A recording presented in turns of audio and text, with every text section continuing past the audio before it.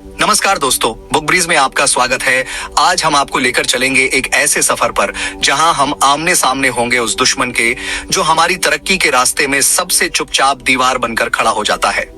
ये दुश्मन न कोई बाहरी ताकत है, न कोई दूसरा इंसान, ये है हमारा अपना ईगो।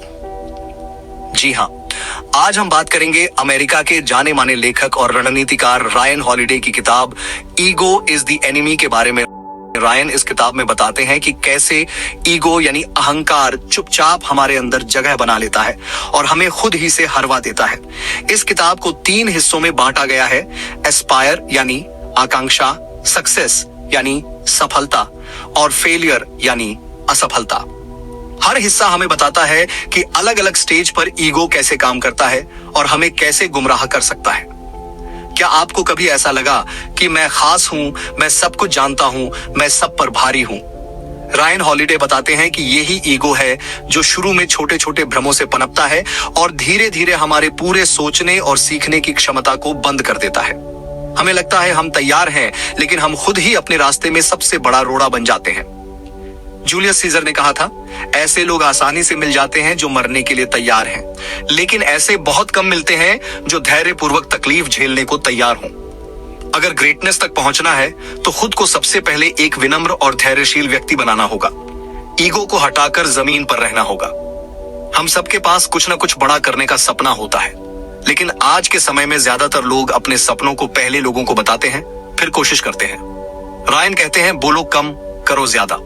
अपने सपनों को दुनिया पर थोपने से पहले उन्हें अपनी मेहनत से सच बनाओ। स्टीव जॉब्स ने जब पहली बार आईफोन पर काम शुरू किया था तो उन्होंने किसी से कुछ नहीं कहा। उन्होंने सब जगह ढिंढोरा नहीं पीटा, बस चुपचाप मेहनत की और एक दिन पूरी दुनिया को चौंका दिया। रायन लिखते हैं, तुम क्या करने वाले हो ये मत बताओ, बस कर डालो। सपनों को कैप्शंस में नहीं, एक्शन में बदलो। चुपचाप काम करो, आवाज अपने काम से खुद उठेगी।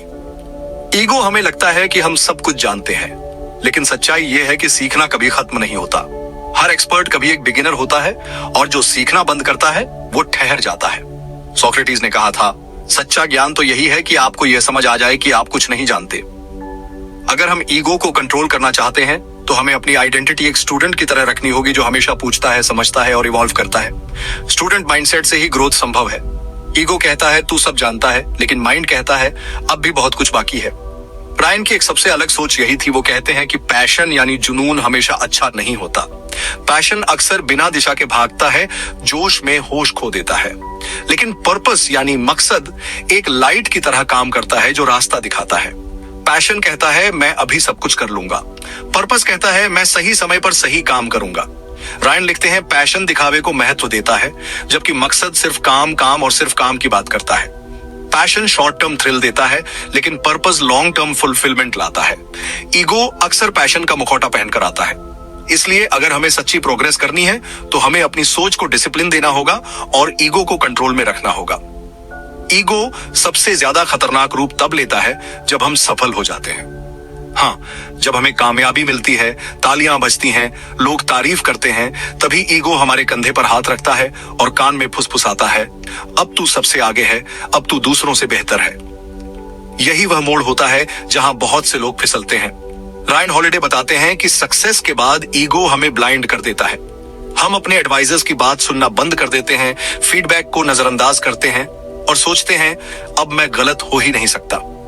अलेक्जेंडर द ग्रेट की कहानी को ही देख लीजिए। एक समय था जब उसने पूरी दुनिया पर विजय पाने की ठानी और कर भी दिखाया, लेकिन जैसे जैसे उसकी जीतें बढ़ी, उसका ईगो भी बढ़ता गया। इतिहास बताता है कि अलेक्जेंडर ने खुद को भगवान मानना शुरू कर दिया था और इसी ईगो ने उसे अंत में अकेला, क्रोधित और खुद की बनाई आग में झुलसा हुआ छोड़ दिया। रायन कहते हैं, ईगो वो दुश्मन है जो न केवल तुम्हारी इच्छाओं का विरोधी है, बल्कि तुम्हारी मौजूदा उपलब्धियों को भी छीन सकता है। ईगो हमें इल्यूजन में जीने पर मजबूर करता है, एक ऐसा भ्रम जहां हम खुद को दुनिया का केंद्र मान बैठते हैं, जहां हम ग्रोथ से रुक जाते हैं, क्योंकि अब हमें लगता है कि हमें कुछ और सीखने की जरूरत नहीं है। फ्रैंकलिन डी रूजवेल्ट ने कहा था, किसी झूठ को बार बार दोहराने से वह सच नहीं बन जाता। लेकिन ईगो हमें यही सिखाता है कि हम जो मानते हैं वही एब्सोल्यूट ट्रूथ है, और यहीं से डाउनफॉल की शुरुआत होती है। हावर्ड ह्यूजेस की कहानी भी कुछ ऐसी ही है। एक समय के सबसे अमीर, सबसे सफल और सबसे प्रतिष्ठित लोगों में से एक, लेकिन ईगो ने उसे पैरानॉइड बना दिया। वो किसी की बात नहीं सुनता था, खुद को सबसे ऊपर समझता था। उसका अंत हुआ अकेलेपन में, एक बंद कमरे में, जहां वह सिर्फ अपने ईगो की आवाज सुनता था। रायन एक और जरूरी बात कहते हैं, लोगों को प्रभावित करने की कोशिश करना और सच में प्रभावशाली होना, दोनों में बहुत बड़ा फर्क है। हम में से ज्यादातर लोग सक्सेस के बाद इस फंदे में फंस जाते हैं। हम सोचते हैं लोग क्या कहेंगे, लोग क्या सोचेंगे। लेकिन सच्ची सफलता दिखावे के पीछे नहीं भागती, बल्कि अपने काम से पहचान बनाती है। लेखक इस बात पर जोर देते हैं कि सक्सेस के समय हमें और भी ज्यादा ग्राउंडेड रहना चाहिए। हमारी आइडेंटिटी हमारे काम से बननी चाहिए, न कि ईगो से। सेनेका ने कहा था, सफलता अक्सर बुद्धिमानों को भी मूर्ख बना देती है। इसलिए जरूरी है कि जब भी सफलता मिलती है, हम इंट्रोस्पेक्शन करें, यानी खुद से पूछें, क्या मैं अभी भी सीख रहा हूं? क्या मैं लोगों की बात सुन रहा हूं? क्या मैं पहले से बेहतर इंसान बन रहा हूं या सिर्फ खुद को बेहतर मान रहा हूं? ईगो हमेशा हमें तुरंत फल दिखाता है, पर उसका असली असर धीरे धीरे होता है। ये हमारी डिसीजंस को, हमारे रिलेशनशिप्स को और सबसे ज्यादा हमारे कैरेक्टर को खा जाता है। इसलिए अगर हमें सच में अपने सपनों को साकार करना है और लंबे समय तक टिके रहना है, तो सबसे पहले हमें ईगो को हराना होगा। याद रखिए, ईगो चुपचाप आता है, लेकिन तबाही बहुत जोर से मचाता है। अब बात करते हैं ईगो के सबसे ज्यादा खतरनाक पड़ाव की, जब हम गिरते हैं, जब हम फेल होते हैं। सोचिए, आपने बहुत मेहनत की, लेकिन कुछ समय बाद हालात बदल गए, कुछ वैसा नहीं हुआ जैसा सोचा था। उस समय ईगो कैसे काम करता है? रायन हॉलिडे कहते हैं कि असफलता के समय ईगो हमारी सबसे बड़ी कमजोरी बन जाती है, क्योंकि तब वो हमें सच्चाई स्वीकार नहीं करने देता। ईगो कहता है, गलती तुम्हारी नहीं थी, तुम्हें गलत समझा गया, ये सब दुनिया की साजिश है। यहाँ एक बड़ा फर्क सामने आता है। एक विनम्र व्यक्ति अपनी गलती से सीखता है, लेकिन एक अहंकारी व्यक्ति अपनी गलती को मानता ही नहीं। यही वजह है कि बहुत से लोग गिरकर फिर उठ नहीं पाते, क्योंकि ईगो उन्हें यकीन दिला चुका होता है कि उन्हें कोई सुधार नहीं करना है, सब दोष दूसरों का है। थॉमस एडिसन ने कहा था, मैं असफल नहीं हुआ हूं, मैंने सिर्फ 10,000 ऐसे तरीके खोजे हैं जो काम नहीं करते। यहाँ कोई ईगो नहीं है, बस सच्चाई है, सीखने का जज्बा है। लेकिन जब ईगो हावी हो जाए तो व्यक्ति ऐसा सोच ही नहीं सकता। वो हार को अपमान समझता है, न कि अवसर। रायन एक और महत्वपूर्ण बात कहते हैं, हर किसी में अहंकार होता है। ईगो दुश्मन तब बनता है जब वो आपको भ्रम में डाल देता है।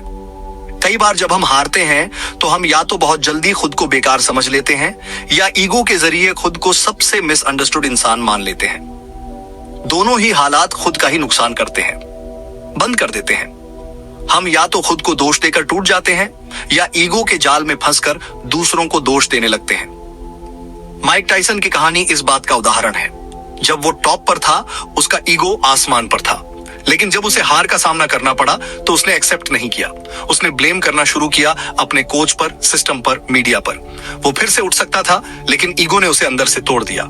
ईगो आपको यह यकीन दिलाता है कि दुनिया आपके खिलाफ है, और जैसे ही आप ये मान लेते हैं, आप डिफेंसिव बन जाते हैं। आप सीखने की कोशिश नहीं करते, आप बस जस्टिफाई करते हैं अपनी विफलता को। एल्बर्ट आइंस्टाइन ने कहा था, जिसने कभी कोई गलती नहीं की, उसने कभी कुछ नया करने की कोशिश ही नहीं की। गलती करना इंसानी है, लेकिन ईगो हमें इंसान नहीं रहने देता। ईगो हमें परफेक्ट बनना सिखाता है, और परफेक्शन एक झूठ है। रायन हॉलिडे इस हिस्से में सबसे अहम बात कहते हैं कि फेल होना असली हार नहीं है। हार तब होती है जब आप फेल होकर ईगो के शिकार हो जाते हैं। ईगो आपको आपकी पहचान से डिस्कनेक्ट कर देता है। आप भूल जाते हैं कि आप कौन थे और क्या बन सकते थे। असल में हार के वक्त अगर हम विनम्र रहें तो वही हार हमें सबसे बड़ा सीख दे सकती है। ईगो से ऊपर उठकर देखेंगे तो हर हार एक टीचर की तरह हमें गाइड करती है, लेकिन अगर ईगो की आंखों से देखेंगे तो हार सिर्फ दर्द देगी। इसलिए अगली बार जब आप किसी असफलता से गुजरें तो खुद से पूछिए, क्या मैं सच्चाई को स्वीकार कर रहा हूं या ईगो की आवाज में जी रहा हूं? एक बात याद रखिए, असफलता अंत नहीं है, ईगो ही उसे अंत जैसा महसूस कराता है। यही कारण है कि जो व्यक्ति ईगो को हरा देता है, वो किसी भी गिरावट से पहले से भी ज्यादा मजबूती के साथ दोबारा उठ सकता है। अब तक हमने देखा कि ईगो कैसे हमें हमारे सपनों की शुरुआत में भ्रमित करता है, सफलता में अंधा करता है और असफलता में तोड़ देता है। लेकिन अब बात करते हैं उस गहराई की, जहां ईगो को काबू में रखने का असली तरीका छुपा है, सेवा, मौन और विनम्रता। रायन हॉलिडे कहते हैं कि ईगो को हराने का सबसे शक्तिशाली तरीका है खुद को छोटे कामों में झोंक देना। जब हम खुद को दुनिया के सेंटर से हटाकर दूसरों की सेवा में लगाते हैं तो ईगो की दीवारें धीरे धीरे गिरने लगती हैं। एक समय था जब जनरल ड्वाइट आइजनहावर ने वर्ल्ड वॉर II के दौरान कई लाख सैनिकों की जिम्मेदारी उठाई थी। इतनी बड़ी पोजीशन होने के बावजूद वो हर दिन अपने टेबल पर बैठकर हाथ से पत्रों का जवाब दिया करते थे अपने सैनिकों के परिवारों को। ये था विनम्रता का उदाहरण। ईगो कहता है मैं बड़ा हूं, मुझे ऐसे छोटे काम क्यों करने चाहिए। लेकिन एक सच्चा लीडर कहता है अगर मैं नहीं करूंगा तो कौन करेगा। रायन बताते हैं कि साइलेंस यानी मौन ईगो के खिलाफ एक हथियार है। आज के दौर में हम हर बात शेयर करना चाहते हैं, हर काम दिखाना चाहते हैं, लेकिन कई बार ग्रोथ अंदर से होती है, बाहर दिखाने से नहीं। लाओ त्सु ने कहा था जो जानता है वह बोलता नहीं, जो बोलता है वह जानता नहीं। मौन का मतलब कमजोरी नहीं है बल्कि वो एक डिसिप्लिन है। साइलेंस का मतलब है अपने काम पर ध्यान देना, वैलिडेशन के भूखे नहीं होना। ईगो वैलिडेशन मांगता है लेकिन विनम्रता डेडिकेशन मांगती है। जब आप खुद को अपनी पोजीशन से अलग देख पाते हैं तभी ईगो को काबू कर पाते हैं। अगर आप सीईओ हैं तो आप सिर्फ सीईओ नहीं हैं, आप एक इंसान हैं। अगर आप एक कलाकार हैं तो सिर्फ कला ही आपकी पहचान नहीं है, आप उससे कहीं ज्यादा हैं। विनम्रता हमें हमारी आइडेंटिटी से ऊपर देखने की शक्ति देती है, और जब आइडेंटिटी पर ईगो का कब्जा नहीं रहता तब हम सच में अपने उद्देश्य की तरफ बढ़ सकते हैं। महात्मा गांधी का जीवन इसका सबसे बेहतरीन उदाहरण है। उन्होंने पूरी दुनिया को अहिंसा, सेवा और आत्मनियंत्रण का पाठ पढ़ाया, लेकिन कभी अपने को बड़ा नहीं माना। उन्होंने कहा था खुद को खोजने का सबसे अच्छा तरीका है खुद को दूसरों की सेवा में खो देना। ईगो हमें ऊपर दिखाना चाहता है लेकिन विनम्रता हमें गहराई देती है, और गहराई वहां होती है जहां ग्रोथ होती है, जहां मीनिंग होता है, जहां शांति होती है। तो जब अगली बार ईगो आपके अंदर बोले तू खास है, तू सबसे ऊपर है, तो मुस्कुराकर कहिए शायद, लेकिन अभी बहुत कुछ सीखना बाकी है, क्योंकि असली विजेता वही है जो खुद पर विजय पाता है। अब हम बढ़ते हैं उस जरूरी पहलू की ओर जो ईगो को न केवल काबू में रखता है बल्कि जीवन को स्थिरता और गहराई भी देता है, और वो है डिसिप्लिन, प्रैक्टिस और कंसिस्टेंसी। रायन हॉलिडे बताते हैं कि ईगो तुरंत ग्रेटिफिकेशन चाहता है। वो चाहता है कि हम फौरन तारीफ पाएं, रिकॉग्निशन मिले, शोहरत मिले। लेकिन असली मास्टरी, असली सफलता एक धीमी आग में पकती है जहां हर दिन एक जैसा लगता है, लेकिन हर दिन आप अपने लक्ष्य के और पास जाते हो। ईगो कहता है अब तू एक्सपर्ट है, प्रैक्टिस छोड़ दे। लेकिन सच ये है कि प्रैक्टिस ही हमें एक्सपर्ट बनाती है और बनाए रखती है। कोबी ब्रायंट को ही देख लीजिए। वो हर दिन सुबह 4 बजे उठकर प्रैक्टिस करते थे जब पूरी दुनिया सो रही होती थी। उन्होंने कभी यह नहीं सोचा कि अब तो मैं लेजेंड बन गया हूं, अब आराम कर सकता हूं। उन्होंने एक बार कहा था मैं अगला माइकल जॉर्डन नहीं बनना चाहता, मैं सिर्फ खुद कोबी ब्रायंट बनना चाहता हूं। कंसिस्टेंसी ईगो को शांत रखने का एक व्यावहारिक तरीका है। जब आप हर दिन एक ही लगन से काम करते हो तो ईगो को चढ़ने का मौका नहीं मिलता। हर दिन का दोहराव आपको याद दिलाता है कि ग्रेटनेस ग्लैमरस नहीं होती, वो रोज की बोरिंग दिखने वाली मेहनत से बनती है। नेपोलियन ने कहा था जीत उसी की होती है जो सबसे ज्यादा डटा रहता है। रायन हमें एक सवाल पूछने को कहते हैं, क्या आप अपने काम से प्यार करते हैं या बस उसके साथ आने वाली शोहरत से? यह सवाल ईगो को सामने लाने का सबसे सीधा तरीका है, क्योंकि ईगो को स्पॉटलाइट चाहिए लेकिन क्राफ्ट को बस समर्पण चाहिए। एक लेखक, एक कलाकार, एक उद्यमी, सभी को यह समझना होगा कि प्रोसेस खुद में एक इनाम है। अगर आप सिर्फ अपलॉज के लिए खेल रहे हैं तो ईगो जीत रहा है, लेकिन अगर आप उस गेम से प्यार करते हैं, चाहे कोई देखे या नहीं, तो ईगो पीछे हटने लगता है।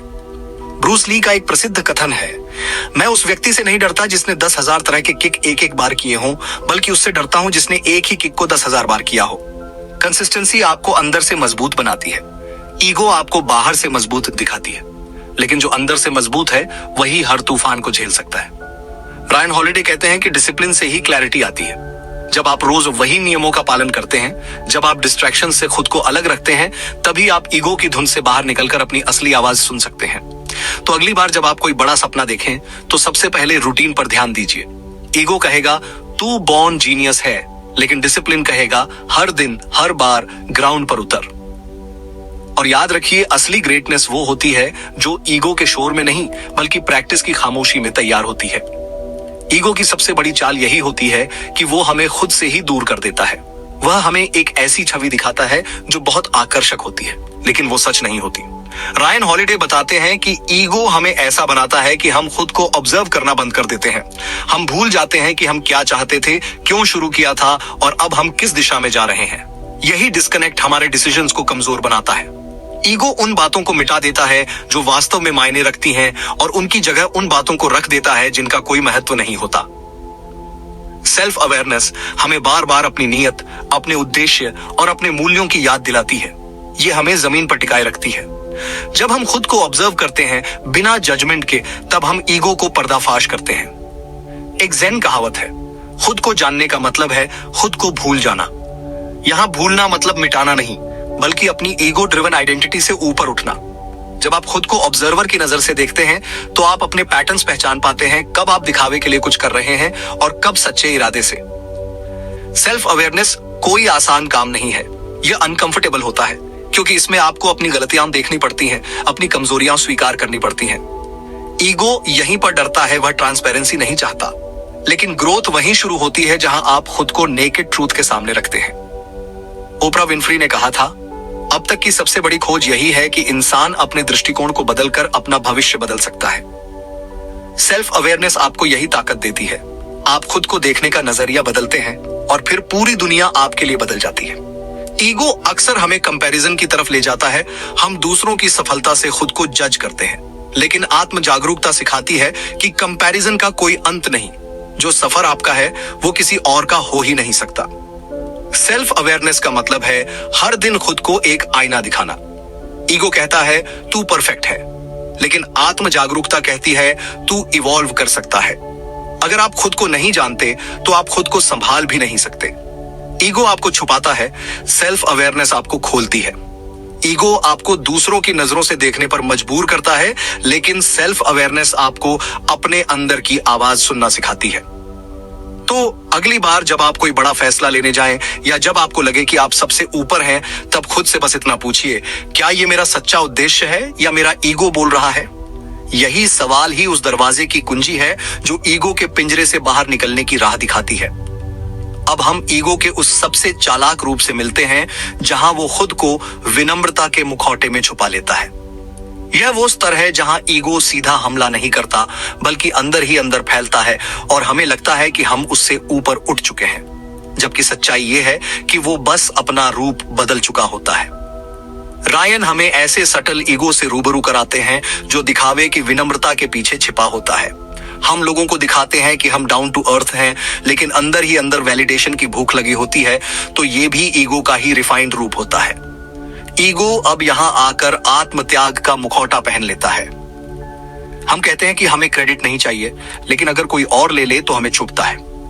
ये इंटरनल कॉन्फ्लिक्ट ईगो का ही काम है। जब भी हम ये मान लेते हैं कि अब हमने ईगो को हरा दिया है, तभी ईगो दरवाजा खटखटाता है, इस बार और भी शांत तरीके से। यह हमें कन्विंस करता है कि अब हम एनलाइटेंड हो चुके हैं, लेकिन वहीं से हमारी ब्लाइंड स्पॉट शुरू होती है। झूठी विनम्रता एक ऐसा मुखौटा है जो ईगो को लंबे समय तक छुपाए रख सकता है। मंडेला, गांधी और लिंकन जैसे महान लोगों की ग्रेटनेस सिर्फ उनके कामों में नहीं, बल्कि उनके कंसिस्टेंट ह्यूमिलिटी में थी। वो विनम्र नहीं दिखते थे, वो सच में विनम्र थे। ईगो जब सटल होता है, तब उसका इलाज भी सटल होना चाहिए। इसका उपाय है खुद पर लगातार ध्यान देना, सेल्फ रिफ्लेक्शन, और हर अचीवमेंट के बाद खुद से पूछना, क्या यह सब मेरे पर्पस के लिए था या ईगो के लिए? ईगो को हराने की लड़ाई कभी खत्म नहीं होती। यह एक ऑनगोइंग युद्ध है। हर दिन, हर इंटरैक्शन, हर सोच में हमें ईगो के प्रेजेंस को पकड़ना पड़ता है। तो जब अगली बार आपको लगे कि आप अब सच में विनम्र हो चुके हैं, पॉज कीजिए और चेक कीजिए कहीं वो ईगो ने नया चोला तो नहीं पहन लिया। लेखक कहते हैं, छात्र बने रहो, विनम्र बने रहो, आगे बढ़ते रहो, क्योंकि जब तक आप खुद को एक सीखने वाला मानते हैं, ईगो को अंदर गहराई तक जाने का मौका नहीं मिलता। अब हम बात करेंगे एक ऐसे गुण की जो ईगो को बहुत क्रूरता से पराजित करता है, और वो है रेजिलियंस, यानी लचीलापन, और लॉन्ग टर्म विजन, यानी दूरदृष्टि। ईगो हमेशा तात्कालिक संतोष की मांग करता है। उसे जल्दी रिजल्ट चाहिए, जल्दी पहचान, जल्दी वाहवाही। लेकिन असली जीवन, असली सफलता मैराथन होती है, कोई 100 मीटर की दौड़ नहीं। ईगो जितना बड़ा होता है, गिरावट उतनी ही जोरदार होती है। रेजिलियंस का मतलब है गिरना और फिर उठना। ईगो कहता है मैं फेल नहीं हो सकता, लेकिन रेजिलियंस कहता है अगर मैं गिरा भी तो मैं और बेहतर बनकर लौटूंगा। इस दुनिया में कोई भी बड़ा लीडर, कलाकार या विजेता ऐसा नहीं है जिसने सेटबैक्स नहीं झेले। फर्क सिर्फ इतना है कि जब ईगो उन्हें गिरा देता, उन्होंने उस ईगो को चुप कराकर उठना चुना। जेके रॉलिंग की कहानी को देखिए। हैरी पॉटर से पहले उन्हें कई रिजेक्शन मिले, लेकिन उन्होंने हार नहीं मानी। उन्होंने अपनी इमेजिनेशन को ईगो की हार से बचाकर आगे बढ़ाया। उन्होंने कहा था, मेरी सबसे बुरी हार ही मेरे जीवन की नींव बनी। रेजिलियंस हमें सिखाता है कि सेटबैक्स अंत नहीं है, वो तो सीखने और निखरने के पड़ाव है। लेकिन ईगो हर चोट को अपमान बना देता है। वो हमें कहता है, अब रुक जा, ये तेरे लायक नहीं था। ईगो सटल होता है। वह आपके विचारों में, आपकी लैंग्वेज में, आपकी माइक्रो डिसीजंस में भी घुस सकता है। इसलिए जरूरी है कि हम लगातार खुद से यह पूछें, क्या मैं सच में सीखने के लिए सुन रहा हूं या सिर्फ जवाब देने के लिए? क्या मैं दूसरों को अपलिफ्ट कर रहा हूं या सिर्फ अपने महत्व को बढ़ा रहा हूं? रायन बताते हैं कि लॉन्ग टर्म विजन वह लेंस है जिससे हम ईगो को धुंधला कर सकते हैं। जब आप बड़ी तस्वीर देखते हैं, जब आप यह समझते हैं कि आज की हार कल की जीत की जरूरत है, तभी आप ईगो से आजाद हो सकते हैं। हालांकि ईगो को खत्म नहीं किया जा सकता, लेकिन उसे रोका जा सकता है। यह एक ऑनगोइंग बैटल है और यह लड़ाई कभी खत्म नहीं होती। आप जितने ऊंचे जाते हैं, ईगो उतने ही नए बहाने ढूंढता है लौटने के। वो हमें खुद के नाम के पीछे भागने को कहता है, लेकिन विजन हमें याद दिलाता है कि हम किसी बड़ी चीज का हिस्सा हैं। जब आप एक मिशन, एक पर्पस या एक लेगेसी से जुड़े होते हैं, तो ईगो का शोर खुद ही कम हो जाता है। जब आपको लगे कि आप बहुत हम्बल हो गए हैं, वहीं सबसे ज्यादा खतरा होता है, क्योंकि ईगो पीछे से मुस्कुरा रहा होता है। यानी संघर्ष लंबा हो सकता है, लेकिन अगर हम सच्चाई, उद्देश्य और लचीलापन के साथ टिके रहें तो परिणाम जरूर आएगा। लेकिन ईगो इस लंबी रेखा को नहीं देख सकता। वह चाहता है कि अभी तालियां बजें, अभी सब बदल जाए। इसलिए एक सच्चा वॉरियर, एक सच्चा साधक हर दिन इंट्रोस्पेक्शन करता है। हर दिन खुद से पूछता है, क्या मैं सच्चाई से जुड़ा हूं या सिर्फ अपनी छवि से बंधा हुआ हूं? दुनिया हमें बार बार ईगो को पालने के लिए उकसाती है। सक्सेस के बाद मीडिया, सोशल मीडिया, प्रशंसा, सब हमें अपने ही इमेज से प्यार करने पर मजबूर करते हैं। लेकिन यही प्यार धीरे धीरे ऑब्सेशन बन जाता है। तो जब अगली बार आप किसी असफलता से हिलें या जब इंस्टेंट ग्रेटिफिकेशन आपको अपनी राह से भटकाना चाहे, तब एक गहरी सांस लीजिए और खुद से कहिए, मैं किसी तात्कालिक तालियों के लिए नहीं, बल्कि एक लंबी, स्थायी, सच्ची उपलब्धि के लिए काम कर रहा हूं। लियोनार्डो दा विंची ने कहा था, जो सच में जानता है उसे चिल्लाने की जरूरत नहीं होती। रायन हॉलिडे हमें यही सिखाते हैं कि ईगो को हराने का एकमात्र तरीका है अंदर से मजबूत होना और बाहर से शांत रहना। क्योंकि ईगो एक बार नहीं, बार बार आता है, हर उपलब्धि के बाद, हर तारीफ के बाद, हर जीत के बाद। इसलिए हमें लगातार अपने मूल्यों, अपने उद्देश्य और अपनी सच्चाई से जुड़े रहना होगा। ईगो को हराने का मतलब है हर दिन खुद को ऑनेस्टी से परखना, हर दिन विनम्रता को फिर से चुनना। और यही अभ्यास, यही विजिलेंस आपको ईगो के जाल से बाहर रखेगा। ये किताब हमें सिर्फ ईगो की पहचान नहीं कराती, ये हमें एक नए प्रकार की जिंदगी की ओर ले जाती है। एक ऐसी जिंदगी जो दिखावे से परे है, जो संघर्ष में भी स्थिर है और सफलता में भी नम्र। अगर हम ध्यान से देखें तो ईगो हर जगह है। वह हमारे डिसीजंस में है, हमारे रिलेशनशिप्स में है, हमारी एम्बिशंस में है, हमारी साइलेंस में है और हमारी स्पीच में भी। आज की दुनिया को जरूरत है ऐसे इंसानों की जो हर जीत के बाद विनम्र रहें, हर हार से सीखें और हर पल इंट्रोस्पेक्शन करते रहें। क्योंकि ईगो उधार होता है, आत्मविश्वास अर्जित किया जाता है। तो दोस्तों, अगर आपको ये एपिसोड पसंद आया हो तो चैनल को जरूर सब्सक्राइब कीजिए, बेल आइकॉन दबाइए ताकि अगली किताब की आवाज आप तक सबसे पहले पहुंचे। इसे शेयर कीजिए ताकि अन्य लोग भी इस किताब से जिंदगी के मूल्यवान पाठ सीख सके। मिलते हैं अगली किताब में एक नई सोच, एक नई कहानी और एक नए दृष्टिकोण के साथ। तब तक के लिए ईगो को अलविदा कहिए और आत्मज्ञान को गले लगाइए।